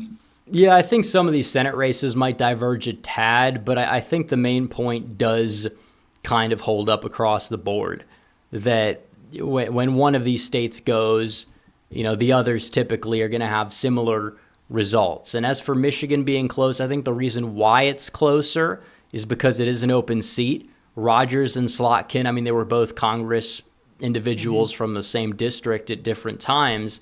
And of course, the name recognition's always been kind of more equal. Now, we'll see how it shakes out. But, I mean, a lot of people thought Pat Toomey would lose in 2016 and Ron Johnson would lose in 2016. And the polls showed Rob Portman in a dogfight in the summer of 2016. And they thought Indiana would go blue and Missouri would go blue, even in some of the final polling. And at least Indiana, at the end of the day, went Republican in the Senate race and the governor's race. At least for the Senate race, it was like double digits against a popular former senator. So it's like there is a lot of moving parts to that as well. I think that Moreno's going to win. I think Trump will carry him. As for McCormick or Hovde, if they ended up actually, if Trump had a really great night and he won the Rust Belt states by an average of 2 points, maybe a point less in Michigan, maybe a point more in Wisconsin, and all 3 Republican senators won, would I be surprised? Maybe a little bit, but I don't expect them to win. But I do think that there is a shot, and any vote for Trump down ballot, it'll help out the Republicans. And that's why I tell people we need to chase ballots, because the people that'll just show up to vote for Trump and maybe Trump only, and they're kind of apolitical, they're probably going to be voting Republican down ballot. And that's kind of what we see, especially in an electorate that is less, college educated than a midterm year, which might have more ticket splitting, might be all over the place, you name it. Yeah, that makes sense. All right. But anyways, thanks for the question. I appreciate it. We will be moving on after we check the super chats once again. And we have another super chat from Florida Millennial that I didn't read. But this one says, should Wiles and LaCivita be fired? I've heard a lot of talk about this. I don't really see the reason. I always said, don't fire. There's no need to shake up the campaign and fire everybody because there's a little bit of uncertainty. I've always said, bring on another person. I'd do it. I'm still available if they want to. I'll do it for free, whatever advice or help they may need in the campaign. I know numbers better than anybody. I know trends better than anybody. You know, it is what it is. But they brought on Lewandowski, and they did that. And I don't know what he's exactly been behind or whatever, but now there's talk that Steve Bannon might get, I guess, kind of out of jail in September, or he might, be able to get back on the microphone and go back to his house. He was a crucial piece of that 2016 campaign as an informal advisor. I don't know, maybe he could help out. There's a lot of people that could help out by addition, but I don't think you need to subtract. I have a couple gripes with Lasivita. I think his personnel, endorsements that he's passed to Trump have not been all that great. I do think that in terms of the ability to run a competent campaign operation, I'm impressed with some of what they've done in terms of choosing rally locations, zeroing in on what needs to be done, spending efficiently. They've been doing that. They've been doing a decent job. People are like, well, fire them because the polls went down a little bit. And it's like, okay, well, how exactly are you going to find somebody capable of leading and helping a national campaign win in that short amount of time span? You just can't do it. So again, I think they should probably stay on. After the election, you can move some people around, do what you need to do. But I never understood. I really just never understood that. But I like the Lewandowski hire. He does tend to have that more populistic edge and can lead Trump in the messaging department a little bit. So that's good. So, all right, we got two people. We'll go to, I believe, Verlibertatum. He is now in the call. He's still muted. How's it going? I'm doing great. Great to be back on. So my question is pretty simple. Given the obvious plagiarism we have witnessed from Kamala Harris, first of all, what do you think the odds are that she somehow ends up blurting the words "Make America Great Again" before the election? And if she does so, what would be the implications for November? Well, I think if she does that, which would be one of the, I guess, a pretty big unforced error or whatever, I think it'd be comical. And it would just show how fake she is, because these are the same people. They said, if you said "Make America Great Again," you're evil, you're racist, you want to go back to all the worst aspects of the 1950s or whatever. And obviously, after they realized that was ineffective, they just started saying MAGA and used that as a word for any Republican that goes against the uniparty agenda and try to, I guess you would say, in terms of, they're trying to sensationalize how bad it was a bad term. As for Harris, is she going to say it? Probably not. I think it's more of a joke than anything. But at the rate things are going, she's trying to, I guess you would say, moderate, move to the right, and it's coming off as inauthentic. It's not real. And she doesn't get a pass to do it. Trump will get a free pass to change his opinion sometimes because he comes off like a genuine person. He was never really a politician, and he doesn't even do it as much as some people will say. Whereas Kamala Harris, it's every position she held a few years ago is out the window, even contradicting her own record or her administration's own record that she said she's proud of. The way she does it, it's toast. It just comes off like, oh, well, Trump comes up with an idea. Everybody loves it. Even people that don't like him love it. And in the no taxes on tips thing, she just rips it off from him. It's a problem, not because it would I'm worried that it hurts Trump electorally, but it's a problem for her in the sense that everybody can just see that it's fake. I mean, if you're on the fence, why would you want to support somebody like that instead of the original? It's just nobody's going to do that. If they were concerned about that issue, first and foremost, yeah, they're going to Trump, not the plagiarist. Well, at this point, all we can hope is that we have enough people in the right places that see this for what this is. Exactly. That's what it's all turnout. We need people voting. We need people volunteering. Everybody needs to do the most they can. I know people are busy. I get it. I'm busy too. But people need to make sure that they find the ballots the way that others find the ballots, and we get this thing done. We get it won. And that's all we Yep. can do. But anyways, I appreciate the call, and I appreciate the question. As always, ver libertatum. Appreciate it. Anytime. Thank you for that. All right, we're going to go to, well, he's deafened right now, but up next in the queue was TOS. We will bring in TOS, and we'll see if TOS decides to undeafen, because he was next in the queue, and he did undeafen. You're on the air, TOS. How's it going? Good. How about yourself? I'm doing well. So you got a question for me? What's on your mind tonight? So obviously, I work in Nevada politics, but I want to see your perspective on the lower ballot races, the Senate race, maybe the governor's race in 26. Yeah.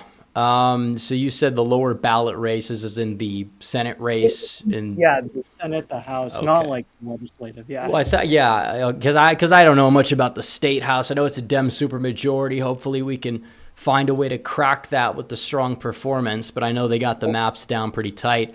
Yeah. Yeah, I mean, I'm not the biggest Lombardo fan, but he does have a strong machine, and they might actually take the lower ballot houses. So we'll see how that goes. But sorry to interrupt you. Yeah. go No, ahead. it's all fine. We just had some liberal invaders in the chat for one reason or another. But in terms of the Nevada congressional races, they decided to go with this gerrymander for the Democrats that has this ability to backfire. So you have one deep red vote sink up in Reno with all the rural counties, and then you have the Vegas area split into like a bunch of like D+7 districts. And if you are seeing this shift in Clark County to the right, which we saw to a degree, I thought it'd be bigger, even in like a narrow Lombardo victory. He didn't even hit my target to win, but he won by 2 in Clark. He didn't hit the Clark target to win by 2 statewide. But in terms of Clark, if Trump gets out that lower propensity base, as there is that lower propensity base there, and they end up voting more Republican than 2020, then there's a very good chance that those down ballot races could all just go. Now, is it the most likely course of action? As of right now, I'm not predicting it. Clark would have to go red, essentially. But there is that large chance that you could see a race or two flip if Republicans have a good night. And I think it does apply to the Senate race to an extent. I know that Sam Brown is down in the polls sometimes by double digits. I don't think that's going to stand. Can I really say he's favored right now? Probably not. But like I said, if Trump takes Nevada by like 2-3, he has a good night. Is it really that outlandish to say the Republican Senate candidate could get carried? I think he could. I think the same thing goes for a lot of these other states.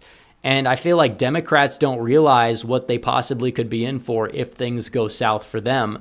Whereas Republicans, even if Trump has a bad night, they're still probably walking out of there with 52 Senate seats.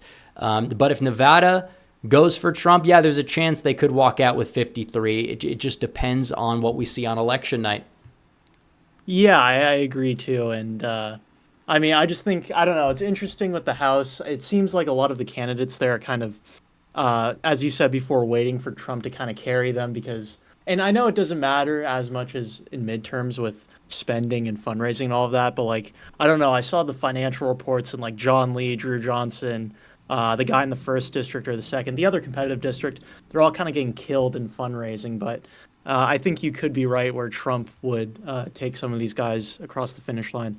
Yeah, and that's the thing. I mean, there are a lot of ancestral Democrats who may even, like, if they're like Hispanic voters, they might vote for Trump and then vote for the Democrat they're familiar with. But the top of the ticket effect cannot be understated. And a lot of people, I actually underestimated Republicans in the House in 2020 by a little bit because I took spending a little bit more into account than I really should, where in reality, if Donald Trump is going to win a specific district, 9 times out of 10, the Republican will actually outperform Donald Trump because all the Trump voters, for the most part, vote for the Republican. And then there's a little bit of down ballot lag on the other side, and that plays a role too. So anyways, appreciate you for the question and calling in TOS, but we're going to move on. And let's see, do we have any more super chats? We do. Steve Dow says, Is it safe to say you think a Wisconsin and Arizona sweep is more likely than a Georgia victory? Maybe. I don't think a Georgia victory is unlikely. I think that we don't know a lot, but I think that it's a lot more likely now if that data holds up in the mail-in requests, because yeah, there's a lot of Democrats who voted by mail who are going to vote in person. But if the mail-in numbers are going to plummet that much, that's not exactly a really good sign for the Democrats. At most, it'd be a wash. That'd be a wash at most. But I really think that Trump might gain a point or two off that alone. I really do. The midterm electorate kind of showed it. And, Herschel Walker lagged behind, but he was not a good candidate. He wasn't.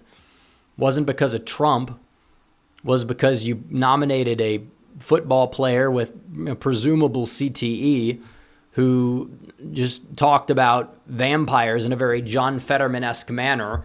And, he made a lot of errors, couldn't complete a sentence to save his life at times, and had that big scandal with the domestic violence stuff. And I warned about it in 2021. I said maybe he shouldn't run. He ran. I said Trump should have not worked to recruit him. But look, all the other Trump endorsements lost their primaries. I mean, you can't blame Trump for it when McConnell and all these other people, Nikki Haley, they all got behind Herschel from the get-go. I think in part because they wanted to actively, in many cases, sabotage Trump so he would look weakened in terms of his grip on the party, but it just backfired beautifully. And it would have been the death of the GOP as we know it. Even if Trump goes out there and loses, if you got rid of Trump and somebody else lost, it'd be embarrassing. You wouldn't even believe it. They would blame Trump for that too. Like these people never learn.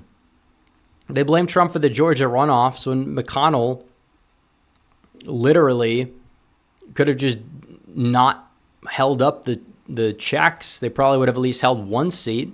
Also, why did Brian Kemp appoint such a horrible candidate as well? If he appointed Doug Collins, he worked to get rid of runoffs or whatever, you would have, at least for the Senate races in the final round, you probably would have, Purdue would have won round one. I know Purdue probably got to 50.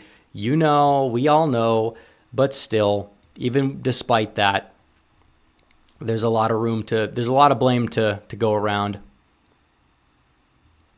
Tom Sav says, I'm worried that Alan Lichtman might predict a Harris win and that he'll discourage Republican voters. Well, most Republican voters don't know who he is. All right, the same guy in 2016, he likes to revise history like there's no tomorrow. He was on, I don't know if it was Fox or CBS, and he was saying the only swing state he could see Trump winning was Ohio. And then he likes to pretend that he was right the whole time. So apparently he was not right the whole time. He's just predicting. I don't know why he's doing it. Maybe there's some sort of incentive going on for what you're saying, but most Republican voters don't know who Lichtman is. And if anything, he's kind of got this insufferability factor going about it because his ego's so huge. It's like maybe it would incentivize people to just vote for Trump if they are that invested in Lichtman. So yeah, it is what it is. Yeah, but half the chat doesn't know who he is. But it's like this guy predicted a Harris victory. I don't know if he did the prediction yet, but he will predict a Harris victory. I guarantee you, unless he just is so confident in a Trump win that he changes everything he's been saying about his model up to this point. But no, absolutely. The same guy said Biden would, no matter what happens, Biden would defeat Trump this election, even after the debate. All the Biden defenders would cling to his model. But here's the deal. There were things that Trump could have done outside of that model to win 2020. You had a whole upheaval of the election system in 2020. Hillary Clinton could have done things in 2016 outside of the model, even if we want to say, well, technically he did originally predict a Trump win and then he ran with that narrative. Is it really impossible that the model can be wrong? The guy says that the economy is good in both keys. That does not match up with public perception. But in 2004, the economy keys on the surface were negative, but he flipped them positive for Bush because of the public perception, not blaming Bush. So now the public perception on the economy, like Harris can win. I'm not saying she can't, and it'll be annoying if she does, in part because the model's just, there's no way. There's just no way it's going to have anything to do with the model. I believe antiquated is the right term. Thomas Willingham says Mark Robinson looking good right now. I can't say it's looking good for him. I wish I could. Our own poll had him down 10. Now, I don't think he's losing by 10 because, you talk about these people that vote for Trump down ballot, just straight ticket Republican. He outran the polls by a lot in the primary, which I understand it's not always a good metric because even like Doug Mastriano did that too. But I don't know. I really feel as if Trump needs to win by like 4 for him to win. And it's possible he could. But I don't know. North Carolina loves Democrat governors and Republican presidents. It's always been that way.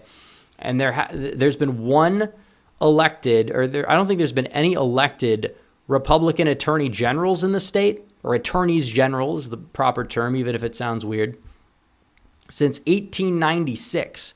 And we're favored in that race. That would be a huge pickup. The Secretary of State we've never held that office. If we pick that up, which I don't think we're favored to, but imagine that would be huge. The governor's a figurehead. I love Mark Robinson. I hope he wins, but I can't say it's looking good for him, but I hope he wins. I hope he wins. I think it's going to be closer than most people give the race credit for. Florida Millennial says Georgia and Pennsylvania is the path. Flip those two alone and he's in. I agree. It's the easiest, most clear pathway. However, I think that Nevada and Arizona, looking at certain trends that I've studied a lot recently, looking at educational data that I've looked at recently, Nevada and Arizona, assuming we get proper turnout, they're probably more likely to flip than Georgia. That doesn't mean Georgia can't flip, but just on the surface level because of so much uncertainty. But I think Georgia's a path too. If Trump gets all 3 of those states and holds North Carolina, he still needs a Rust Belt state. He's at 268. I don't think he's going to get the district in Omaha. Maybe you could say like Maine at large could do something weird because it's Maine. Maybe. Other than that, I don't know. Ice Cream Junkie says if Lichtman predicts a Harris win, that's more reason to get out and prove him wrong. I know. You said it, not me. We got two more people in the waiting room. If they join the waiting room now, it's going to be too late. But we'll go to Fireblazer MG. Fireblazer MG, you're on the air. How's it going? So make sure you mute the volume of the stream as well, just so there's no feedback. Okay, no problem. So what's your question this evening? I appreciate you having me on. My question was, so we know that Trump is currently the MVP of the party, of the GOP, despite neocons hating that with every fiber of their being. Nikki Haley seems to have burnt her own career out from what I've seen, what you've talked about, what Black Conservative Perspective said as well, with what she did in the 24 race. Of the options left behind, such as Vivek, Byron, J.D. Vance, so on, who are we likely to see take on the MAGA movement in 28 and beyond, or do you feel that the movement will weaken after Trump's last term? Well, there's a lot of things that could happen. I think that if Trump wins, Vance is the overwhelming frontrunner for the 2028 nomination. I don't know if there's going to be another like MAGA wing person that would challenge him. I feel like as a candidate, there are questions. Does he have what it takes to, win in the national scene? I think he's improved a lot. Still have like uncharismatic moments or whatever, but he's kind of found his sea legs in terms of dealing with the media, public speaking, doing a great job. So I feel like if he runs in 28, he's probably going to have the MAGA base behind him, and I think he'd get the nomination. As for the movement fizzling out later on, I think eventually there's going to be some sort of transformation. Like the Tea Party transformed into MAGA. Something I feel like will eventually come along and MAGA, make America great again. It'll eventually have to transform into something else. I don't know. Donald Trump in 2020, not a lot of people remember this, but for a while before COVID, the slogan kind of changed to keep America great. If Trump actually gets a lot done in the next 4 years, is it going to be the CAG movement again? I don't know. I mean, we'll have to see, but it's an intriguing question, and there is a lot of talent, but it is hard if Vance runs to get past that sitting vice president who has that, already the foot in the door of the party. And also, he is somebody who, if he is the VP, it's very difficult to challenge him. And he was selected by Trump in part to be that torch bearer, I feel like, because there's so many more, I guess you would say traditionally electability choices he could have gone with, but he went with a double down pick in part because I think he felt as if his election victory was pretty much guaranteed against Biden and favored against a potential replacement.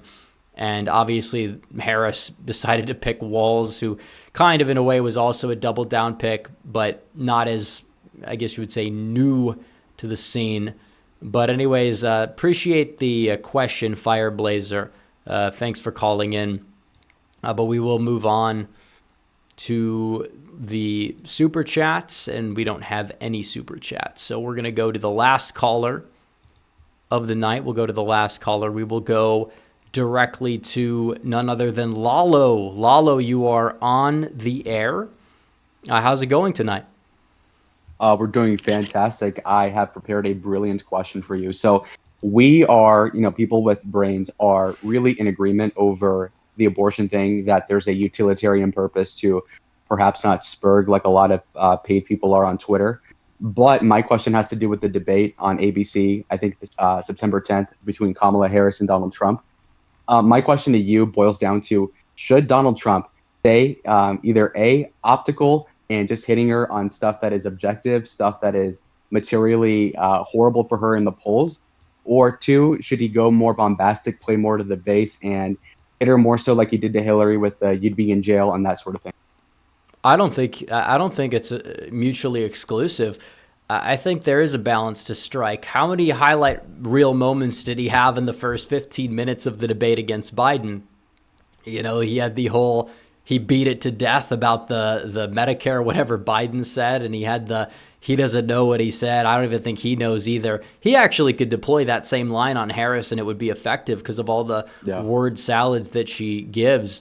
But no, I agree that in terms of the debate, it is important to play to your base because you have to energize, but you can't lose either. You can't lose people because how many people are going to really be undecided at this point and winnable? Not very many. Trump could just eviscerate Harris. He's not going to gain that many voters from her. Harris could destroy Trump. I don't really see it happening, but she's not going to gain many voters from his already relatively loyal base. Debates at this stage in the game, when this many people have made up their mind, probably not going to impact the race. But I will say, you don't want to lose support either. You just want to kind of strike the balance. And those undecided voters on the fence, who presumably are in suburban Philadelphia watching, you're going to want to hit her in the substance too and win some of them over in the process. So you don't want to. You don't want to interrupt 300 times. It wouldn't be the best look, but. Okay, but let's say you're a you're a middle-class voter, you're a swing voter, and you're watching the debate, and you frankly find Kamala Harris annoying, but you also have sensibilities that are not truly conservative either. So whereas you would vote for the Republican, you think that all this Project 2025 thing is such an issue. And let's say Kamala uses it as a crutch, much like her HQ on Twitter account uses it. How could Trump best articulate a 15-second elevator pitch as to why he's not connected with it? Because he could have the dollar store version of the stand back and stand by gaffe where he denies, being associated with a bad thing, but he does it in a way that is pretty stupid, that basically people will run ads on it, Yeah. I mean, I think he's been very, in terms of when he talks about topics, he says he knows how to repeat certain things in certain ways, and he does it often, more so now. He's just going to probably say, I don't know this Project 25. I don't have anything to do with it.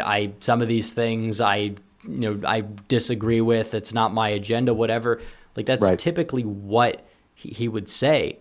And if he says that, I don't know how he can have a stand back, stand by, because obviously it was clear that he was basically trying to tell these people, you know, just like give up, go home, whatever. But the way he said it, it kind of just became like a gaffe. And even Biden somehow understood at the time that it was not the best, you know, it was accidentally not the best look, because he started laughing right when Trump said that. And it was a rare moment of Biden understanding his surroundings, Biden even W.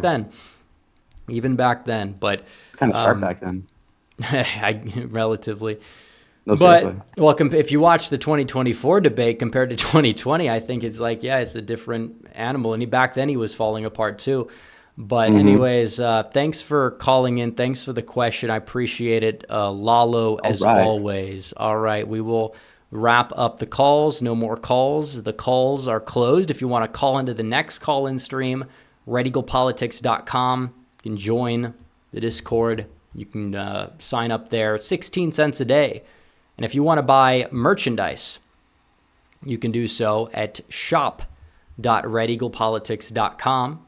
We have, like I've said, we have new designs. We've got new Trump-based merchandise. We got new coffee mugs, posters, stickers. We got it all. We got it all at shop.redeaglepolitics.com. The merch store is back. So if you want to get some of the merch, feel free. If not, that's okay. You want to donate to the polling fund as well, if that's more of an investment you'd like to make, well, the GoFundMe link is there too. But I understand not everybody can donate. It's okay. It's all good. But those who do, appreciate it. As for everyone else, we'll be ending the stream. Make sure you guys like the stream down below, subscribe to the channel, hit that bell for notifications so you never miss another video. Follow me on social media. The links are all in the description down below. And I'll see you guys in the next one. Red Eagle, out.